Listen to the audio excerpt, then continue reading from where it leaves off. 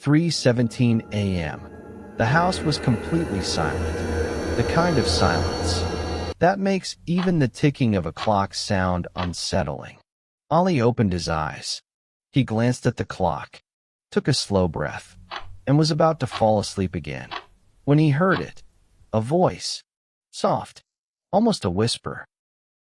Ollie. He sat up immediately. The room was empty. He looked around. Nothing. For a few seconds, he simply stared into the darkness. Then he smiled to himself. Just a dream. He lay back down, closed his eyes. But a few moments later, the voice came back. This time, closer, clearer. They're watching you. Ollie switched on the light. The room was empty. He opened the bedroom door. The hallway, empty. The kitchen, empty. The entire house, silent, except for one sound. Tick, tick, tick. The old clock on the wall. The next morning, he didn't tell anyone. After all, who worries about hearing a single voice? Maybe it was stress. Maybe he hadn't slept well. Maybe he was simply exhausted. That's what he told himself. But the voice returned. The next day, and the day after that. Until one day, it wasn't just a voice anymore. Something else had changed. People suddenly seemed different. Two strangers laughed across the street, and he was certain they were laughing at him. Someone moved the curtain in a nearby window, and he became convinced they had been watching him for days. At first, he tried to ignore it. Then, he stopped meeting his friends. He stopped answering his phone. He kept the curtains closed. And one evening, he looked at his mother and quietly asked, "Mom, you're working with them too, aren't you?" She froze. She didn't understand the question. She didn't even know who they were. But for Ollie, this wasn't imagination. This wasn't fear. This was reality. And perhaps that's the most terrifying part of schizophrenia. People living with it are not pretending. They're not acting. They're not choosing to believe a lie. They're experiencing a reality their own brain has created for them. Today, we're exploring a condition that doesn't simply affect thoughts or emotions. It changes something far more fundamental. It changes reality itself. This condition is called schizophrenia. If you had asked Ollie, why would anyone be watching you? He probably wouldn't have had any proof. But the strange thing is, he didn't need proof. Because to him, it wasn't a theory. It wasn't a suspicion. It was the truth. The way we experience the world isn't determined by our eyes or our ears. Those are only sensors. The real decision is made somewhere else. Inside the brain. Every second, your brain receives an overwhelming amount of information. Every sound, every face, every movement, every shadow, every word. If your brain treated every single piece of information as important, life would become impossible. So it does something remarkable. It filters. It quietly separates what matters from what doesn't, without you ever noticing. Now imagine if that filter slowly stopped working. A stranger looking in your direction would no longer feel random. It would feel intentional. Two people whispering across the room would no longer seem like an ordinary conversation. It would feel like they were talking about you. A passing glance, a closed door, a ringing phone, a car slowing down outside your house. Everything would begin to feel connected, as if the world was trying to tell you something. That is why schizophrenia is much more than hearing voices. At its core, it's a condition that changes how the brain interprets reality. Scientists believe that this happens because several parts of the brain stop working together the way they're supposed to. Genetics may play a role. Long-term stress may increase the risk.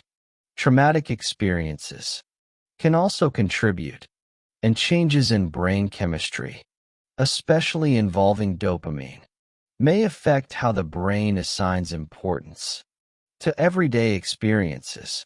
In other words, the brain can begin treating ordinary events as if they carry extraordinary meaning.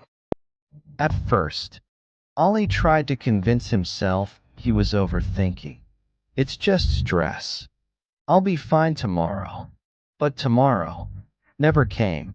Each day, the voices became more convincing, and each day, the real world became harder to trust. One evening, he was sitting with his closest friend. They were talking, just like they always did. Then his friend laughed at something completely unrelated. Ollie's smile disappeared. He stared at him for a few seconds and quietly asked, "You're with them too, aren't you?" His friend frowned. "With who?" Ollie looked around the room before answering in a whisper, "The people who've been following me." For the first time, his friend realized this wasn't stress. This wasn't anxiety. Something much deeper was happening. And sadly, this is where many families make the biggest mistake. They say, "Stop thinking like that. You're imagining things. Just stay positive." But if someone's brain is convincing them that danger is real, telling them to simply stop thinking about it is like telling someone with a broken leg to get up and start running. Schizophrenia is not a weakness. It is not a lack of faith. It is not a choice. It is a real medical condition. And before we can truly help someone living with it, we first have to understand what they're actually experiencing. Over the next few weeks, Ollie began to disappear, not physically, but piece by piece. The cheerful conversations became silence. The plans he once made for his future slowly faded away. His friends stopped calling, not because they didn't care, but because he never answered. His phone stayed off. His curtains stayed closed. And eventually, so did his world. At first, his mother thought he was depressed. He barely ate. He stopped taking care of himself. Some days, he didn't even leave his bed. But this wasn't just sadness. Something much deeper was happening inside his mind.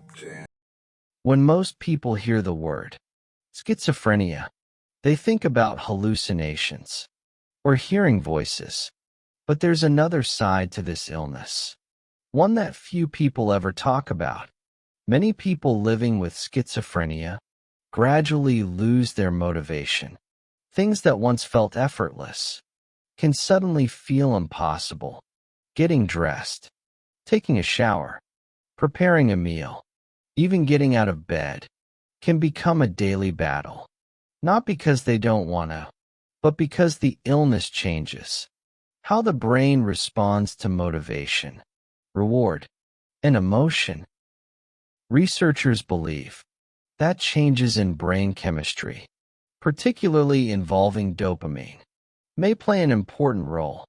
Dopamine helps the brain decide what deserves attention, what feels rewarding, and what motivates us to act. When that system becomes disrupted, the brain can struggle to separate what is meaningful from what isn't. That's why someone with schizophrenia isn't simply being lazy. They're fighting a battle most people cannot see. Then, one night, the voice returned, louder than ever before. "You have to leave. They're coming tonight." Ollie looked through the window. The street was empty. No cars, no people, no movement. But inside his mind, the danger felt completely real. His heart raced. His hands trembled. Without thinking, he grabbed his jacket, opened the front door, and disappeared into the night. This is one of the hardest things to understand about schizophrenia. When someone is experiencing psychosis, they're not reacting to a fake reality. They're reacting to the only reality their brain allows them to see. The fear is real. The panic is real. The suffering is real. And perhaps that's why this illness can feel so lonely. Because everyone around you is living in one reality, while you're trapped inside another. For the people watching from the outside, nothing seems wrong. But inside the patient's mind, every moment can feel like a fight for survival. By sunrise, Ollie had finally returned home. His mother opened the door. For a few seconds, she didn't ask a single question. She simply looked at him. She could see the fear in his eyes, the exhaustion, the confusion, and then she quietly wrapped her arms around him. For the first time in weeks, Ollie broke down, not because the voices had stopped, but because someone had chosen to stay. Perhaps that's what every person struggling with a mental illness needs. Before anything else, not judgment, not labels, not shame, just one person who refuses to walk away. Because here's the truth. Schizophrenia is not simply a battle against hallucinations. It's a battle against isolation, against fear, against losing trust in your own mind. The good news is, schizophrenia is treatable, not with a miracle, not overnight, but with the right treatment. Many people learn to manage their symptoms, rebuild relationships, continue their education, return to work, and live meaningful lives. Medication, therapy, family support, early diagnosis. Together, they can make a life-changing difference. Recovery doesn't always mean the illness disappears. Sometimes, recovery simply means learning how to live without letting the illness define who you are. And maybe this is where we all need to ask ourselves one simple question. If tomorrow, Ollie wasn't a stranger, but your brother, your daughter, your closest friend, or even you, would you still call it madness? Or would you call it what it truly is, a medical condition that deserves compassion, just like any other illness? The Quran reminds us that every soul is tested differently. Some are tested through hardship, some through loss, some through illness, and some through battles that no one else can see. As human beings, we are not asked to judge the weight of another person's test. We are asked to show mercy, to show patience, and to stand beside those who need us the most. Ollie's journey didn't end that day. Some mornings were still difficult. Some nights were still frightening. But there was one important difference. He was no longer fighting alone. And sometimes, that's where healing begins. Maybe the greatest lesson of schizophrenia isn't about voices, or hallucinations, or delusions. Maybe it's this. Not every invisible battle is imaginary. Some people are fighting a war inside their own minds, while trying to smile in front of the world. Behind every mind, there is a story.